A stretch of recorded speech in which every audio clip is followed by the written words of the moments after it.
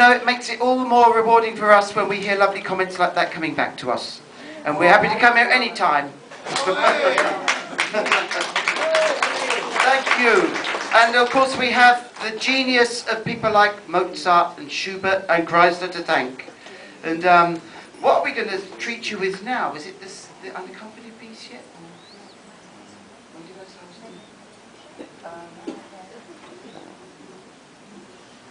Oh right, I see it.